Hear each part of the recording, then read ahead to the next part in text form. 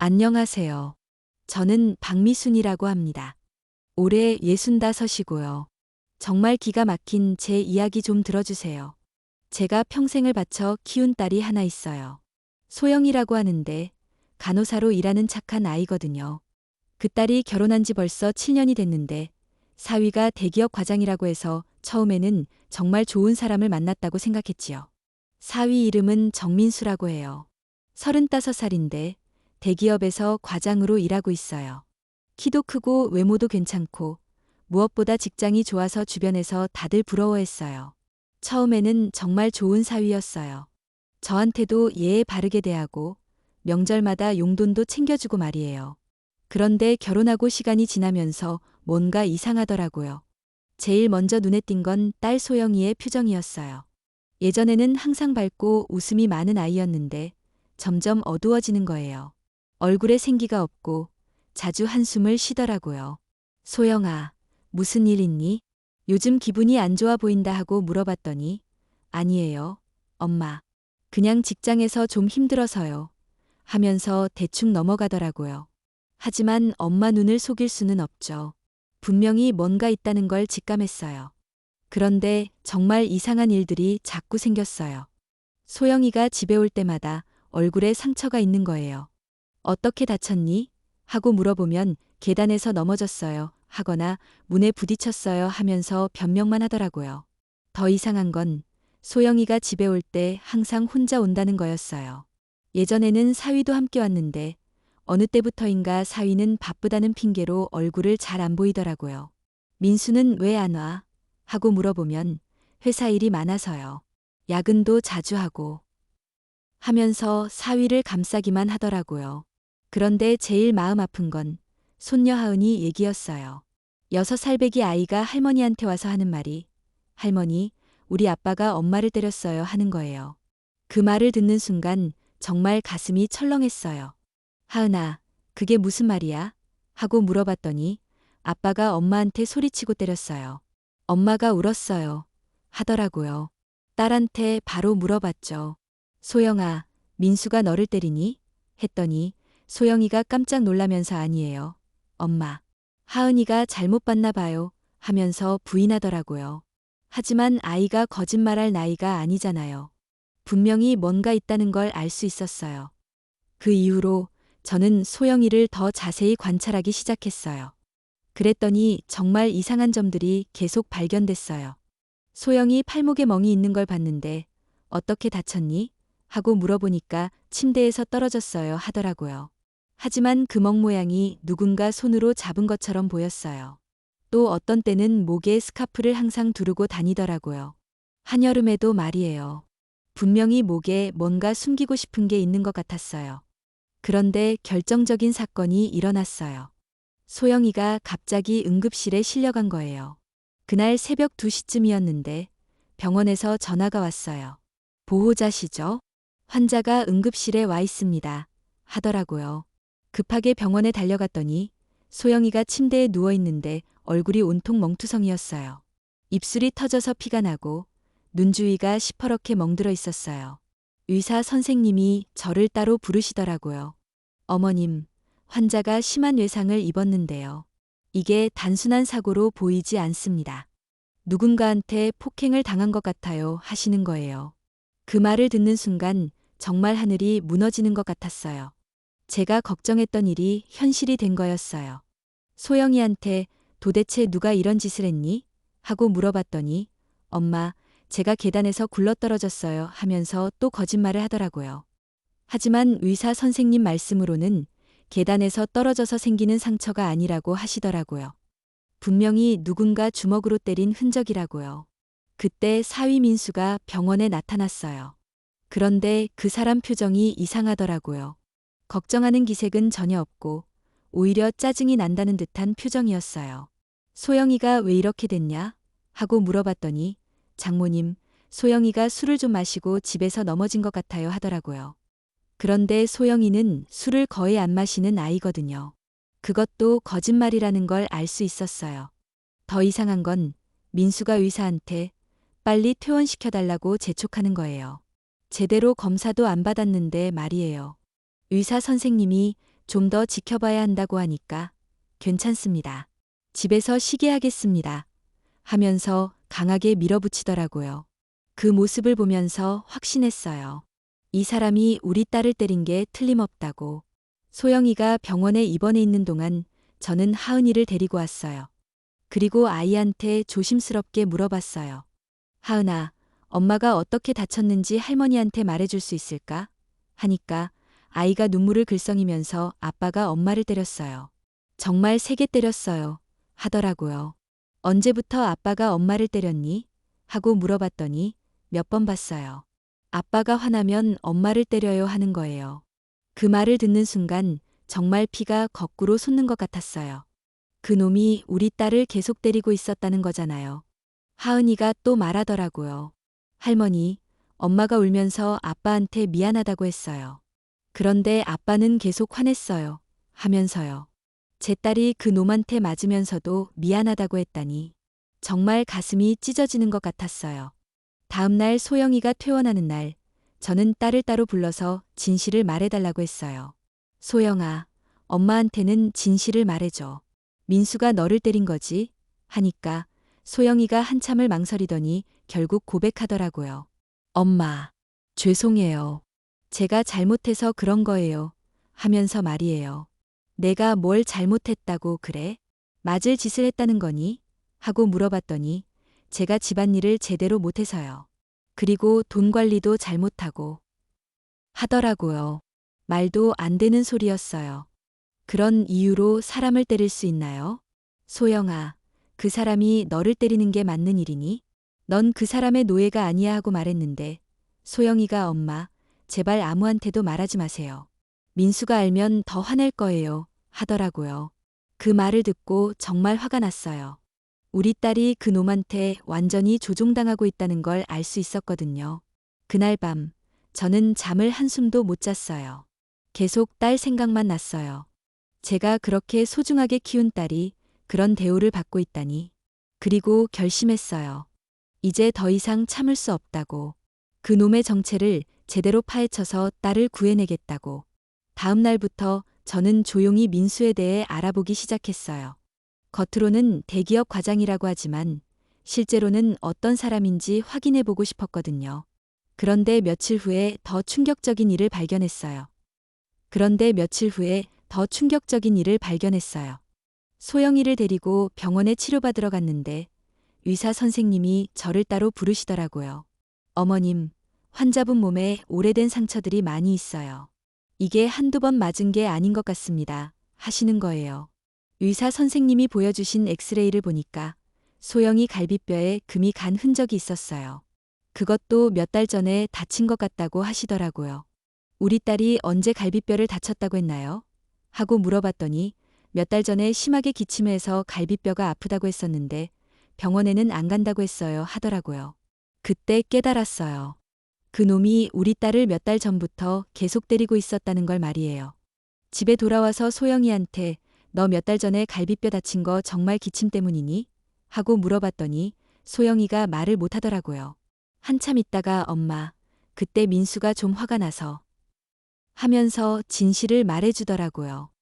알고 보니 민수가 그날 회사에서 스트레스를 받아서 집에 와서 딸한테 화풀이를 한 거였어요. 별것도 아닌 일로 소영이를 밀쳐서 테이블에 부딪혔다고 하더라고요. 그런데 왜 엄마한테 말 안 했니? 하고 물어봤더니 민수가 절대 말하지 말라고 했어요. 그리고 다시는 안 그럴 거라고 약속했거든요. 하더라고요. 정말 기가 막혔어요. 그 놈이 우리 딸을 때리고도 입막음까지 한 거였어요. 그 이후로 저는 본격적으로 민수에 대해 조사하기 시작했어요. 겉으로는 성실한 직장인인 척하지만 실제로는 어떤 사람인지 알아보고 싶었거든요. 처음에는 소영이 친구들한테 물어봤어요. 민수가 어떤 사람인지, 평소에 어떻게 지내는지 말이에요. 소영이 대학 동창인 미경이라는 친구가 저한테 조심스럽게 말하더라고요. 어머님, 사실 저희도 민수 오빠가 좀 이상하다고 생각했어요. 소영이랑 있을 때 너무 통제하려고 하고 소영이가 다른 사람들이랑 만나는 것도 싫어하더라고요 하면서요. 어떻게 통제한다는 거니? 하고 물어봤더니 소영이가 친구들이랑 만나자고 하면 민수 오빠가 반대해요. 그래서 소영이가 요즘에는 거의 나오지도 못해요. 하더라고요. 그제야 이해가 됐어요. 왜 소영이가 요즘에 친구들과 만나지 않는지, 왜 집에만 있으려고 하는지 말이에요. 미경이가 또 말하더라고요. 그리고 민수 오빠가 소영이한테 돈 관리를 너무 까칠하게 해요. 소영이가 용돈을 조금만 써도 가계부 검사하고 그러더라고요 하면서요.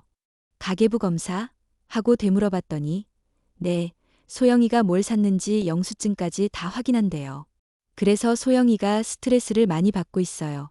하더라고요. 정말 말도 안 되는 일이었어요. 결혼한 사람이 아내를 그렇게 통제할 수 있나요? 그런데 더 충격적인 얘기를 들었어요.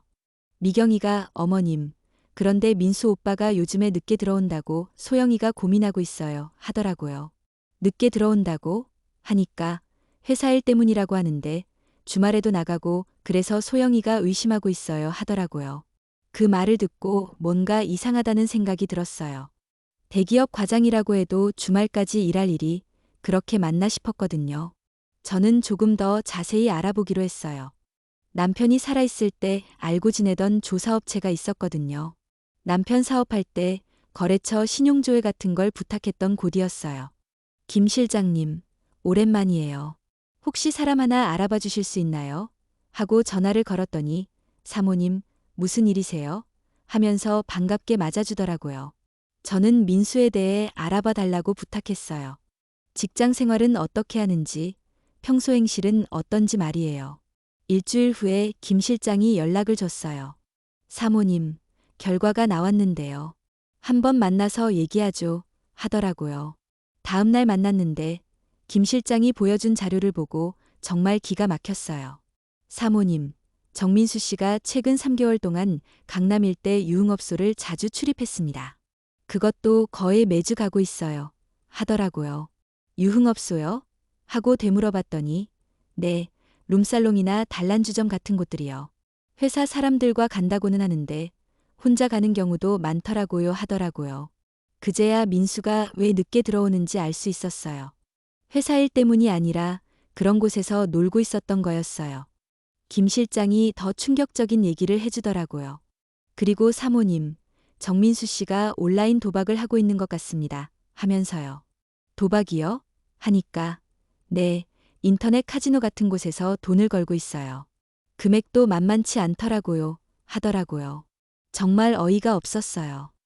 겉으로는 성실한 직장인인 척하면서 뒤에서는 이런 짓을 하고 있었던 거예요. 그럼 그 돈은 어디서 나는 거예요? 하고 물어봤더니 아마 부인 월급이나 가정자금을 쓰고 있는 것 같습니다. 하더라고요. 그 말을 듣고 정말 화가 치밀어 올랐어요. 우리 딸이 열심히 번 돈을 그놈이 도박에 쓰고 있었다니. 김 실장이 더 자세히 조사해 볼까요? 하고 물어봤는데 저는 네, 모든 걸 다 알아봐 주세요 하고 대답했어요. 그날 집에 돌아와서 소영이한테 조심스럽게 물어봤어요.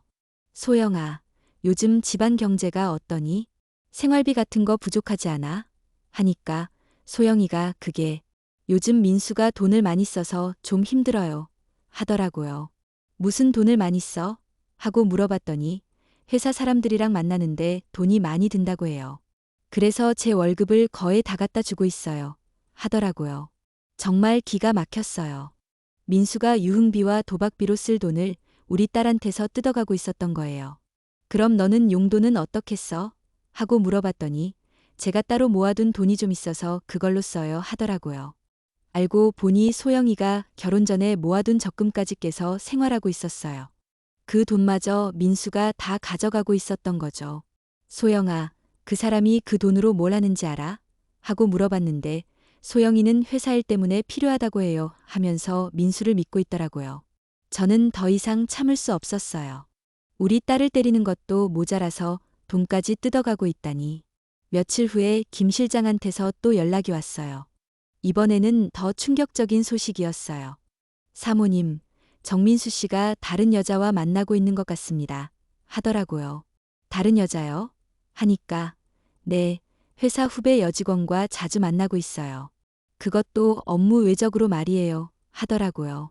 그 말을 듣는 순간 정말 온몸에 소름이 돋았어요. 그 놈이 우리 딸을 때리고 돈을 뜯어가는 것도 모자라서 바람까지 피우고 있었던 거예요. 김 실장이 사진 증거도 있습니다 하면서 봉투를 내밀더라고요. 그 안에는 민수가 젊은 여자와 함께 호텔에 들어가는 사진들이 들어 있었어요. 사진을 보는 순간 정말 분노가 치밀어 올랐어요. 그 놈이 얼마나 뻔뻔하게 바람을 피우고 있는지 다 드러나 있었거든요. 이 여자가 누구예요? 하고 물어봤더니 회사 마케팅팀 대리 김지영 씨라고 합니다. 나이는 28살이고요. 하더라고요. 그러면서 김 실장이 더 자세한 내용을 알려줬어요. 민수가 그 여자와 몇 달 전부터 만나기 시작했고 최근에는 주말마다 만나고 있다는 거였어요. 그럼 소영이한테는 거짓말을 하고 있는 거네요? 하니까 네, 회사 일이라고 하면서 그 여자와 만나러 가고 있어요 하더라고요. 정말 어이가 없었어요. 우리 딸은 집에서 아이 돌보고 기다리고 있는데 그놈은 다른 여자와 호텔에서 시간을 보내고 있었던 거예요. 김 실장이 더 조사해 볼까요? 하고 물어봤는데 저는 네, 모든 증거를 다 수집해 주세요 하고 말했어요. 이제 더 이상 참을 수 없었어요. 그놈의 모든 죄상을 밝혀내서 우리 딸을 구해내야겠다고 다짐했어요. 그날 밤 저는 잠을 이루지 못했어요. 계속 분노가 치밀어 올라서 가만히 있을 수가 없었거든요. 다음 날부터 저는 본격적인 복수 계획을 세우기 시작했어요.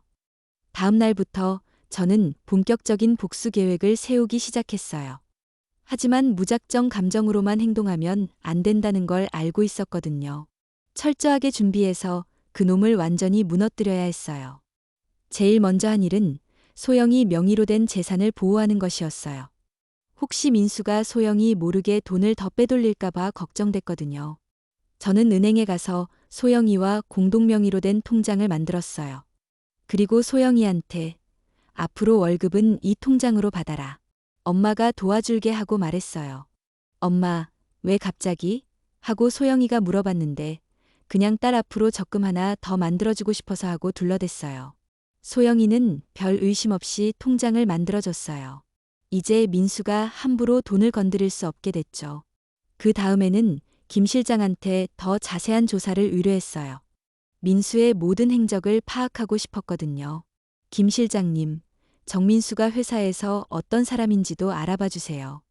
그리고 그 김지영이라는 여자와의 관계도 더 자세히 조사해 주시고요 하고 부탁했어요. 일주일 후에 김 실장이 정말 충격적인 결과를 가져왔어요. 사모님, 정민수 씨가 회사에서 평판이 좋지 않습니다. 동료들 사이에서는 성격이 더럽기로 소문났어요. 하더라고요. 어떻게요?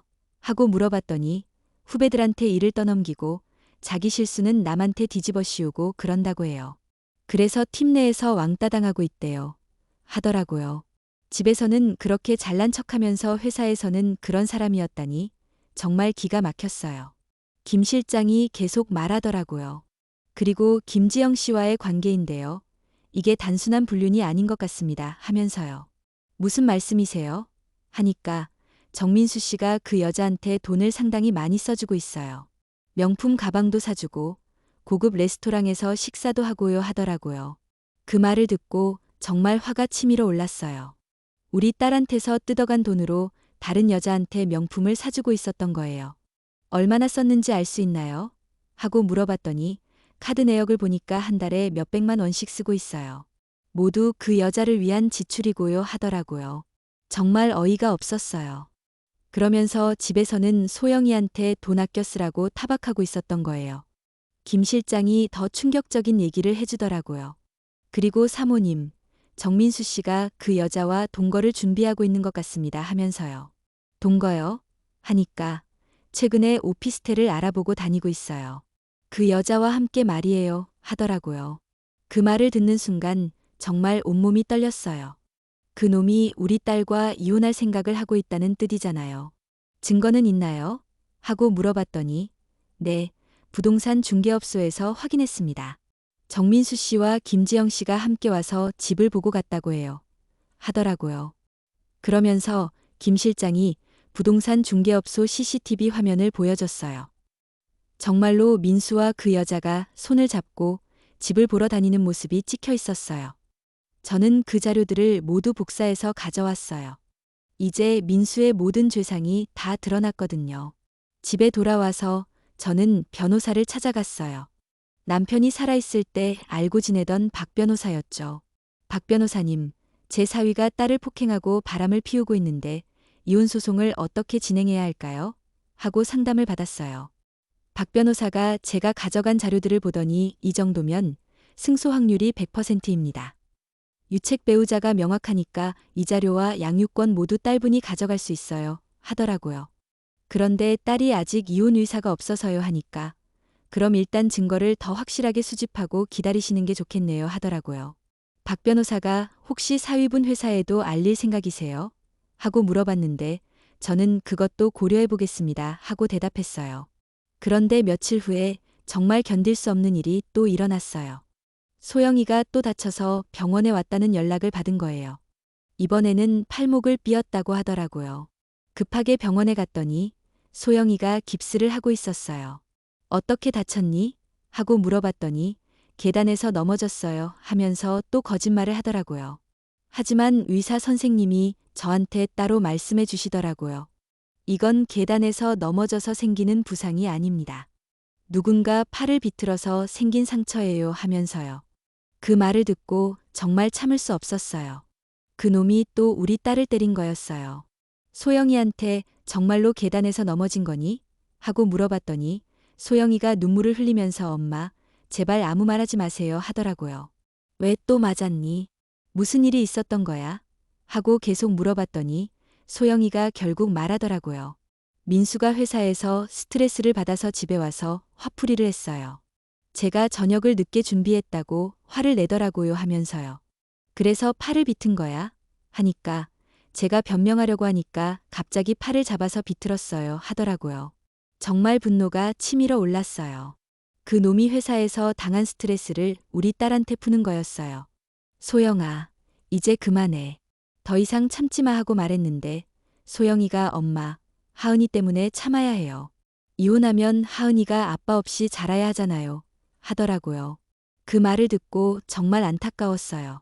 소영이가 아이 때문에 참고 있다는 걸 알 수 있었거든요. 소영아, 그런 아빠가 있는 게 없는 것보다 나쁜 거야. 하은이도 아빠가 엄마 때리는 걸 보고 상처받고 있어 하고 말했어요. 소영이가 그래도 하면서 망설이더라고요. 저는 그때 결심했어요. 소영이가 스스로 결정할 수 있도록 민수의 진짜 모습을 보여줘야겠다고. 소영아, 엄마가 내게 보여줄 게 있어 하고 말하면서 김 실장이 준 자료들을 꺼냈어요. 이게 뭐예요? 하고 소영이가 물어봤는데 저는 내 남편의 진짜 모습이야 하고 대답했어요. 첫 번째로 민수가 다른 여자와 호텔에 들어가는 사진을 보여줬어요. 소영이가 그 사진을 보는 순간 얼굴이 새하얘지더라고요. 이게 민수예요?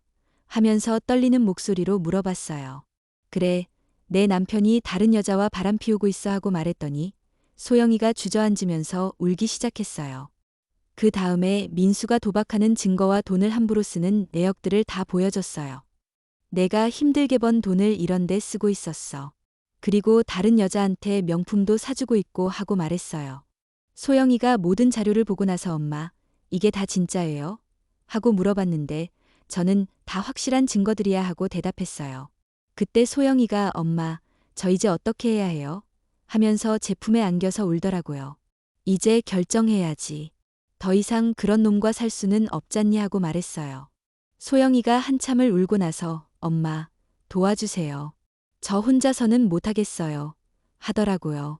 그 말을 듣고 정말 마음이 든든해졌어요. 드디어 딸이 정신을 차린 거였어요. 걱정하지 마, 엄마가 다 해결해 줄게. 그 놈한테 제대로 된 대가를 치르게 해줄 거야 하고 말했어요. 그날부터 저는 본격적으로 민수를 응징할 계획을 세우기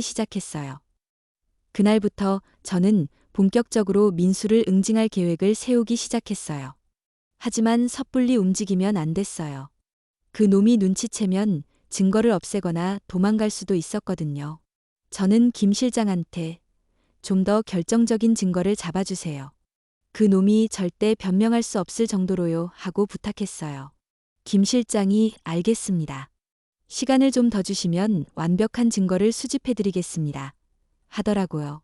그 사이에 저는 소영이한테 중요한 일을 시켰어요. 바로 민수의 폭행 증거를 확실하게 남기는 것이었어요. 소영아, 앞으로 민수가 너를 때리면 바로 병원에 가서 진단서를 받아. 그리고 사진도 찍어도 하고 말했어요. 엄마, 그럼 민수가 더 화낼 텐데요. 하고 소영이가 걱정했는데 걱정하지 마. 이제 곧 끝날 거야 하고 안심시켰어요. 며칠 후에 정말로 그 일이 일어났어요. 민수가 또 소영이를 때린 거예요. 소영이한테서 전화가 왔어요. 엄마, 민수가 또 하면서 울먹이는 목소리였어요. 알겠어. 바로 병원 가. 엄마가 만날게 하고 말했어요. 병원에서 만난 소영이의 모습은 정말 처참했어요. 뺨에 손바닥 자국이 선명하게 남아 있었고 목에도 멍이 들어 있었어요. 의사 선생님이 진단서를 써주시면서 이건 명백한 폭행 상처입니다. 신고하시는 게 좋겠어요. 하시더라고요. 저는 진단서와 상처 사진을 모두 받아서 김 실장한테 보냈어요. 이제 폭행 증거도 확실하게 확보한 거였어요. 그런데 그 와중에 민수가 저한테 전화를 걸어왔어요. 장모님, 소영이가 요즘 이상해요. 자꾸 밖으로 나가고 엄마한테만 전화하고 하면서 의심하는 눈치였어요. 뭐가 이상한데? 하고 물어봤더니 장모님이 소영이한테 뭔가 말씀하신 거 아니에요. 갑자기 태도가 바뀌었거든요. 하더라고요. 정말 뻔뻔한 놈이었어요. 자기가 바람 피우고 폭행하면서 오히려 저희를 의심하고 있는 거예요. 우리 딸이 뭘 잘못했다고 그래? 내가 잘해야지 하고 차갑게 말했더니 장모님, 무슨 말씀을 하면서 당황하더라고요. 정민수 씨, 우리 딸한테 잘해. 내가 다 지켜보고 있어 하고 경고성 멘트를 날렸어요. 그 이후로 민수가 더 조심스럽게 행동하기 시작했어요. 아마 뭔가 낌새를 눈치챈 것 같았어요. 하지만 김 실장의 추적은 계속됐어요. 일주일 후에 김 실장이 정말 결정적인 증거를 가져왔어요. 사모님, 대박입니다. 정민수 씨가 회사 돈을 횡령하고 있어요. 하더라고요.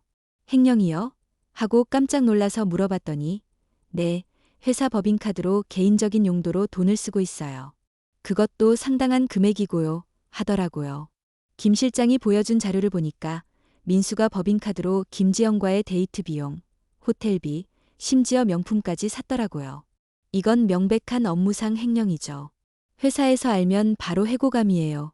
하고 김 실장이 말하더라고요. 정말 하늘이 도와주는 것 같았어요. 이제 민수를 완전히 끝장낼 수 있는 카드가 생긴 거였어요. 김 실장이 더 있습니다 하면서 또 다른 자료를 꺼냈어요. 정민수 씨가 김지영 씨와 제주도로 출장을 간다고 회사에 거짓 보고를 했어요. 실제로는 개인 여행이었고요. 하더라고요. 회사 출장비까지 개인적으로 썼다는 뜻이네요. 하니까 네, 항공료, 숙박비 모두 회사 돈으로 처리했어요 하더라고요. 이제 모든 퍼즐이 맞춰졌어요. 폭행, 불륜, 도박, 횡령까지 민수의 모든 죄상이 다 드러난 거였어요. 저는 모든 증거를 정리해서 박 변호사한테 가져갔어요. 박 변호사님, 이제 준비가 다 됐어요 하고 말하니까 박 변호사가 자료를 보더니 와, 이 정도면 민사소송뿐만 아니라 형사고발까지 가능합니다 하더라고요. 어떻게 진행하면 될까요? 하고 물어봤더니 먼저 이혼소송을 제기하고 동시에 회사에도 알려서 징계를 받게 하는 게 좋겠어요 하더라고요. 박 변호사가 하지만 한 가지 확인하고 싶은 게 있어요. 딸분이 정말로 이혼 의사가 확실한가요? 하고 물어봤어요. 네, 확실해요. 이제 더 이상 참을 수 없다고 하더라고요 하고 대답했어요. 그럼 내일부터 바로 진행하겠습니다. 이혼 조정 신청서를 내고 동시에 정민수 씨 회사에도 제보하겠어요 하더라고요. 그날 밤 저는 소영이를 불러서 마지막 확인을 했어요. 소영아, 이제 내일부터 시작될 거야. 정말로 할 거지? 하고 물어봤더니 소영이가 네, 엄마. 이제 더 이상 그 사람과 살 수 없어요 하더라고요. 그럼 각오해. 민수가 발악할 거야 하고 말했더니 괜찮아요. 엄마가 있잖아요 하면서 유연하게 대답하더라고요. 다음 날 아침 드디어 결전의 날이 시작됐어요. 박 변호사가 이혼 조정 신청서를 법원에 제출했고 동시에 민수 회사 인사팀에 익명으로 제보했어요. 오후 2시쯤 민수한테서 다급한 전화가 왔어요. 장모님, 갑자기 웬 이혼 조정 신청서가 왔어요? 이게 무슨 일이에요? 하면서 당황한 목소리였어요. 당신이 한 짓을 생각해보면 당연한 결과 아닌가? 하고 차갑게 말했더니 제가 뭘 했다고요? 하면서 발뺌하더라고요. 김지영 씨와의 관계 말이야. 그리고 우리 딸 때린 것도 다 증거가 있어 하고 말했더니 전화 저편이 조용해졌어요. 한참 있다가 민수가 장모님, 제가 가서 얘기 드릴게요 하더라고요. 안 돼. 이제 변호사를 통해서만 얘기하자 하고 전화를 끊었어요. 30분 후에 민수가 집으로 찾아왔어요. 얼굴이 새하얗게 질려 있었어요. 장모님, 제발 얘기 좀 해요. 이건 오해예요 하면서 절규하듯 말하더라고요. 오해. 그럼 이것도 오해야. 하면서 김지영과의 호텔 사진을 내밀었어요. 민수가 그 사진을 보는 순간 완전히 무너져 내렸어요. 이걸 어떻게 하면서 말을 못하더라고요. 그리고 이것도 오해지 하면서 회사 돈 횡령 증거까지 보여줬어요. 그때 민수가 장모님, 제발 용서해 주세요. 다시는 안 그럴게요 하면서 무릎을 꿇더라고요. 하지만 저는 마음을 굳게 먹었어요. 이제 늦었어. 그리고 회사에도 이미 알렸으니까 각오해 하고 말했어요. 회사에요? 하면서 민수가 더욱 절망적인 표정을 지었어요. 바로 그때 민수 휴대폰이 울렸어요. 회사에서 온 전화였어요. 네, 네, 알겠습니다. 바로 가겠습니다 하면서 전화를 끊더니 저를 보면서 장모님, 이렇게까지 하실 필요가 있었나요? 하더라고요. 당신이 우리 딸한테 한 짓을 생각해봐. 이 정도로도 부족해 하고 냉정하게 말했어요. 민수가 회사로 가고 나서 1시간 후, 김 실장한테서 연락이 왔어요. 사모님, 정민수 씨가 회사에서 징계위원회에 회부됐어요. 아마 해고될 것 같습니다. 하더라고요. 드디어 첫 번째 복수가 성공한 거였어요. 하지만 이건 시작에 불과했어요. 드디어 첫 번째 복수가 성공한 거였어요. 하지만 이건 시작에 불과했어요. 그날 저녁, 민수가 술에 취해서 집에 찾아왔어요. 장모님, 저 망했어요. 회사에서 잘렸어요. 하면서 완전히 망가진 모습이었어요. 당연한 결과지. 회사 돈을 개인적으로 쓰면서 뭘 기대했어? 하고 말했더니 제발 한 번만 봐주세요. 소영이한테 빌게요. 하더라고요. 소영이는 이제 당신하고 얘기 안 해. 모든 건 변호사를 통해서 하라고 했잖아 하고 단호하게 말했어요. 민수가 그럼 하은이라도 만나게 해주세요. 제 딸인데. 하면서 애원하더라고요. 딸을 생각했으면 그런 짓을 했어야지. 이제 와서 아버지 행세하지 마 하고 쫓아냈어요. 며칠 후에 더 충격적인 소식이 들려왔어요. 민수가 김지영과도 헤어졌다는 거였어요. 김 실장이 사모님, 김지영 씨가 정민수 씨와의 관계를 정리했어요. 회사에서 해고되고 스캔들이 알려지니까 도망간 모양입니다. 하더라고요. 정말 현실은 냉정하더라고요. 민수가 모든 걸 잃고 나니까 그 여자도 떠나버린 거였어요.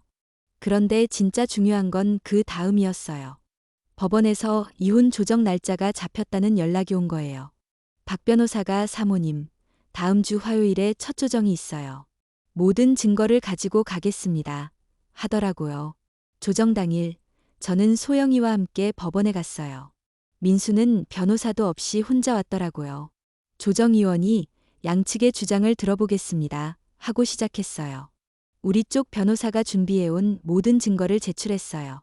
폭행 진단서, 불륜 사진, 회사 돈 횡령 증거, 도박 내역까지 모든 게 다 나왔어요. 민수는 그 증거들을 보면서 아무 말도 못하더라고요. 변명할 거리가 없었거든요. 조정위원이 피신청인에게 할 말 있으십니까? 하고 물어봤는데 민수가 죄송합니다. 제가 잘못했습니다. 하고 고개를 숙이더라고요. 그럼 조정안을 제시하겠습니다. 양육권은 신청인에게, 위자료 5천만 원, 재산분할은 없음. 동의하십니까? 하고 조정위원이 말했어요. 우리는 당연히 동의했고 민수도 네, 동의합니다 하더라고요. 그렇게 이혼이 성사됐어요. 소영이가 모든 걸 다 가져갔고 민수는 빈손으로 나가게 된 거였어요. 조정이 끝나고 나서 민수가 저한테 마지막으로 말하더라고요. 장모님, 제가 정말 잘못했어요. 소영이와 하은이한테 못할 짓을 했다는 걸 인정해요 하면서요. 지금 와서 뭔 소용이야. 진작에 그렇게 생각했어야지 하고 차갑게 말했어요. 그래도 하은이만큼은 가끔 만나게 해주세요 하고 애원했는데 그건 하은이가 클 때까지 기다려. 지금은 안 돼 하고 거절했어요. 그 이후로 민수는 완전히 우리 앞에서 사라졌어요. 들리는 소문으로는 지방으로 내려가서 작은 회사에 다니고 있다고 하더라고요. 6개월이 지난 후 저는 정말 마음이 후련했어요. 소영이는 새로운 아파트로 이사해서 하은이와 함께 평온한 생활을 시작했거든요. 엄마, 정말 고마워요. 엄마가 아니었으면 저는 계속 그렇게 살았을 거예요. 하고 소영이가 눈물을 흘리며 말하더라고요. 우리 딸이 행복하면 엄마도 행복해. 이제 좋은 사람 만나서 다시 시작해 하고 말해줬어요. 하은이도 많이 밝아졌어요. 아빠가 엄마를 때리는 걸 더 이상 보지 않아도 되니까 스트레스가 많이 줄어든 것 같았어요. 할머니, 이제 엄마가 울지 않아서 좋아요 하고 하은이가 말하는 걸 들으니까 정말 제가 잘한 일이라는 생각이 들었어요. 1년 후, 소영이는 직장에서 좋은 사람을 소개받았어요. 이번에는 정말 착하고 성실한 사람이었어요. 엄마, 이번 분은 어떠세요? 하고 소영이가 조심스럽게 물어봤는데 저는 내가 좋으면 엄마도 좋아. 하지만 엄마가 한번 확인해 볼게 하고 말했어요. 이번에도 김 실장한테 부탁해서 그 사람에 대해 조사해 봤어요. 다행히 정말 깨끗한 사람이었어요. 사모님, 이분은 정말 문제없어요. 성격도 좋고 가정적이고 특별히 나쁜 점을 찾을 수 없네요 하고 김 실장이 보고하더라고요. 그래서 저는 소영이한테 괜찮은 사람 같아. 천천히 만나봐 하고 허락해줬어요. 지금은 소영이가 그 분과 결혼 준비를 하고 있어요. 이번에는 정말 행복한 결혼이 될 것 같아요. 하은이도 새 아빠를 정말 좋아해요. 할머니, 새 아빠는 저한테 절대 소리 안 지르고 엄마한테도 잘해줘요 하고 기뻐하더라고요. 민수는 그 이후로 한 번도 연락하지 않았어요. 아마 자기가 한 일에 대해 부끄러워하는 것 같았어요. 가끔 하은이가 전 아빠는 어떻게 지내요? 하고 물어볼 때가 있는데 저는 나중에 내가 크면 만나고 싶으면 만나도 돼 하고 말해줘요. 돌이켜보면 정말 힘든 시간이었어요. 하지만 제가 용기를 내서 딸을 구해낸 거에 대해서는 전혀 후회하지 않아요. 요즘 소영이는 정말 밝아졌어요. 예전의 웃음을 되찾았고 하은이도 건강하게 자라고 있어요. 엄마, 그때 엄마가 도와주지 않았으면 저는 지금도 그 지옥 같은 생활을 하고 있었을 거예요. 하고 소영이가 말할 때마다 정말 뿌듯해요. 제가 그때 참지 않고 행동해서 정말 다행이었어요. 만약 계속 참았다면 우리 딸은 더 큰 상처를 받았을 거거든요. 여러분 중에서도 혹시 비슷한 일로 고민하고 계신 분이 있다면 절대 참지 마세요. 가족을 지키는 것도 우리 어머니들의 몫이에요. 때로는 강하게 나서야 할 때가 있어요. 그것이 진정으로 가족을 사랑하는 일이거든요. 지금 소영이는 새로운 사랑을 만나서 행복하게 살고 있고 하은이도 건강하게 자라고 있어요. 그것만으로도 저는 충분히 만족해요. 긴 이야기 들어주셔서 고맙습니다. 힘든 일이 있어도 포기하지 마시고 언제나 가족을 위해서라면 용기를 내세요. 여러분도 저희처럼 반드시 행복한 날이 올 거예요. 혹시 오늘 제 이야기가 도움이 되셨다면 좋아요 버튼 한번 눌러주세요. 그리고 구독과 알림 설정까지 해두시면 앞으로도 이런 인생 이야기들을 계속 들으실 수 있어요. 댓글로도 여러분의 이야기를 들려주세요. 비슷한 경험이 있으시거나 어려운 일로 고민하고 계시다면 언제든 말씀해 주세요. 저희가 함께 고민해 드릴게요. 다음에는 또 어떤 이야기로 찾아뵐까요? 궁금한 주제가 있으시면 댓글로 신청해 주세요. 오늘도 건강하시고 가족들과 행복한 시간 보내세요. 안녕히 계세요.